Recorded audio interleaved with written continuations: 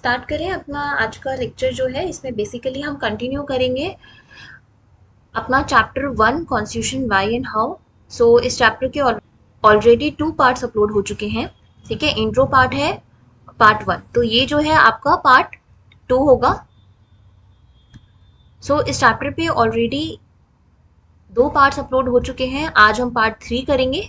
ठीक है, इसकी जो प्लेलिस्ट है उसका लिंक डिस्क्रिप्शन में डाल दिया है, टेलीग्राम का भी लिंक डिस्क्रिप्शन में है, आप वो ज्वाइन कर सकते हो क्योंकि ये नोट्स वहाँ पे आपको मिल जाएंगे। ठीक है, और साथ साथ में भी नोट्स बनाते रहो ताकि लास्ट मोमेंट पे जब रिवीजन करोगे तो आपके पास अपने खुद के हैंड रिटन नोट्स हो जिनसे आपको बेटर याद रहेगा। ठीक है, सो एक बार फटाफट से देखते हैं लास्ट 2 पार्ट्स में हमने क्या कवर करा था। बेसिकली हमने एक इंट्रो पार्ट करा था जिसमें हमने ये समझा था कि constitution why and how chapter से हमें क्या समझ आता है। इस चैप्टर को हमें 2 पार्ट में कवर करना है। एक पार्ट जो है वो डील करेगा कि हमें कॉन्स्टिट्यूशन की रिक्वायरमेंट क्यों है, what is the significance and why do we need a constitution, जिसमें हमें कॉन्स्टिट्यूशन के बहुत सारे फंक्शंस कवर करने हैं। दूसरा पार्ट जो है इस चैप्टर का वो कवर करेगा कि कॉन्स्टिट्यूशन एग्जिस्टेंस में कैसे आया, कौन सी बॉडी थी, कौन सी असेंबली थी जिसकी वजह से कॉन्स्टिट्यूशन जो है वो क्रिएट हो पाया। ठीक है, तो अभी हम फर्स्ट पार्ट कवर कर रहे हैं कि why do we need a constitution. उसके बाद हमने फर्स्ट फंक्शन देखा था कॉन्स्टिट्यूशन का कि सोसाइटी में मिनिमल कोऑर्डिनेशन इंश्योर करने के लिए कॉन्स्टिट्यूशन में कुछ सेट ऑफ बेसिक रूल्स हैं। आज उसी के आगे से हमें कनेक्ट करना है कि वो जो सेट ऑफ बेसिक रूल्स हैं वो डिसाइड करने की पावर किसके पास है, ये चीज भी कॉन्स्टिट्यूशन में लिखी हुई है, जिसके थ्रू हमारा आज सेकेंड फंक्शन कवर होगा इस लेक्चर में। इतना क्लियर हुआ?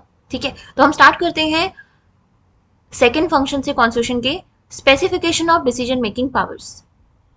तो हमें करना है specification of decision making powers, मतलब कि कॉन्स्टिट्यूशन में साफ साफ शब्दों में लिखा गया है कि किसके पास कितनी पावर्स है सोसाइटी में रूल्स एंड रेगुलेशंस बनाने की।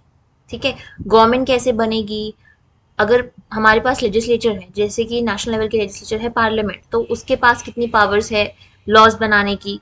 लोकसभा राज्यसभा 2 हाउसेस होते हैं पार्लियामेंट में, किसके पास कितनी पावर जाएगी। ठीक है, तो ये सारे बातें in the form of the provisions, article, schedule, ये सब कुछ कॉन्स्टिट्यूशन में गिवन है। और वही होता है सेकंड फंक्शन, क्योंकि बस सेट ऑफ बेसिक रूल्स को मेंशन करने से सोसाइटी गवर्न नहीं हो पाएगी, हमें किसी को पावर्स भी देनी होगी। ठीक है, तो वही समझना है हमें। तो constitution is a body of fundamental principles according to which a state is constituted और गवर्न्ड। बेसिकली फंडामेंटल प्रिंसिपल क्या होते हैं कि हमारे कॉन्स्टिट्यूशन में कुछ इंपॉर्टेंट प्रिंसिपल्स हैं जो कि ये डिसाइड करते हैं कि एक देश जो है वो एक देश जो है वो कैसे चलना चाहिए, कैसे बनना चाहिए। ठीक है, तो what should be the fundamental rule, fundamental rules क्या होने चाहिए, कौन डिसाइड करेगा ये फंडामेंटल रूल। ठीक है, तो ये डिसीजन मेकिंग पावर किसके हाथों में है, एलोकेशन ऑफ पावर, क्या पावर का एलोकेशन सोसाइटी में किसके हाथों में देना चाहते हैं हम, जो हमारे लिए रूल्स बनाए। इस चीज का आंसर कौन करता है, constitution. Constitution answers allocation of power in a society. Constitution decides who gets to decide what the laws will be, मतलब कि कॉन्स्टिट्यूशन डिसाइड करता है कि किसके हाथों में पावर होगी लॉ बनाने की। सिंपल शब्दों में ऐसे समझो। ठीक है, इतना समझ आया? अब देखो इसमें कुछ एग्जांपल्स दिए हैं कि मोनार्कियल कॉन्स्टिट्यूशन क्या होता है। देखो मोनार्की क्या होती है, जहाँ पे किंग्स रूल करते हैं। तो मोनार्कियल कॉन्स्टिट्यूशन में क्या होता है कि मोनार्क जो होता है, मतलब जो किंग होता है वो आपका डिसाइड करता है, किंग या क्वीन होती है। ठीक है, तो उनका फाइनल से होता है किसी भी लॉ को बनाने में। ठीक है, ओल्ड सोवियत यूनियन, बेसिकली आज के टाइम पे जो आप रशिया और सेंट्रल एशियन कंट्रीज देख रहे हो वो एक टाइम पे यूएसएसआर का पार्ट थे। ठीक है, वो एक टाइम पे सब यूएसएसआर का पार्ट थे, आप इसके बारे में डिटेल में पढ़ोगे क्लास 12th में। तो जब वो यूएसएसआर का पार्ट थे तो उस टाइम पे क्या हो रहा था, वहां पे ना सिर्फ एक सिंगल पार्टी रूल कर रही थी जिसके हाथों में सारी पावर थी, जिसकी वजह से आप देखोगे भी आगे की सेंट्रलाइजेशन ऑफ पावर बहुत ज्यादा हो गया था, जिसकी वजह से बहुत सारी यूएसएसआर की कंट्रीज ने बोला था कि हमें इंडिपेंडेंट चाहिए। ठीक है, तो उसमें से फिर बहुत सारी कंट्रीज निकल के आई, सेंट्रल एशियन कंट्रीज जो आप देखते हो आज के टाइम पे, रशिया जो है उसमें डोमिनेट कर रहा था।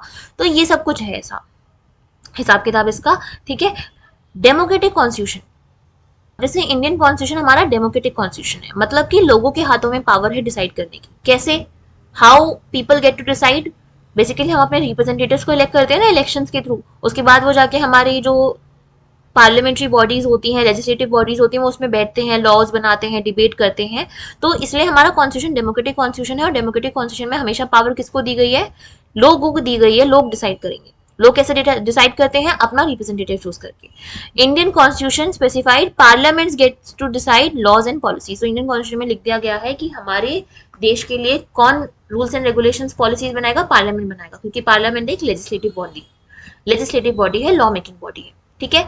तो सेकंड फंक्शन क्या हुआ कॉन्स्टिट्यूशन का कि constitution specify who has the power to make decisions in a society. Constitution में ये साफ शब्दों में लिख दिया गया है in the form of articles and provisions that who has the power to make the rules, laws, policies to govern a society। ठीक है। It decides how the government will be constituted. ये डिसाइड करता है कि government कैसे बनेगी, government को कैसे इलेक्ट करा जाएगा, इलेक्शन प्रोसेस क्या होता है, कौन सी बॉडी इलेक्शन करवाएगी, ये सब कुछ कॉन्स्टिट्यूशन में मेंशन है। ठीक है। सेकेंड फंक्शन समझ आया। एक बार वापस से समराइज करते हैं। कॉन्स्टिट्यूशन का सेकेंड फंक्शन ये कहता है कि डिसीजन मेकिंग पावर्स किसके हाथों में है। ठीक है। एलोकेशन ऑफ पावर स्पेसिफाइड कर रखा है संविधान में। Constitution specify who has the power to make decisions in society, it decides how the government will be constituted. ठीक है, इतना क्लियर हुआ। नेक्स्ट जो है हम थर्ड फंक्शन देखेंगे इसके बाद जो लेक्चर आएगा, ठीक है, पार्ट 4 में। तब तक आप यहाँ तक कवर कर लो, अगर पुराना नहीं देखा है तो उसको भी कवर कर लो, उसके बाद हम नेक्स्ट पार्ट पे करेंगे। ठीक है।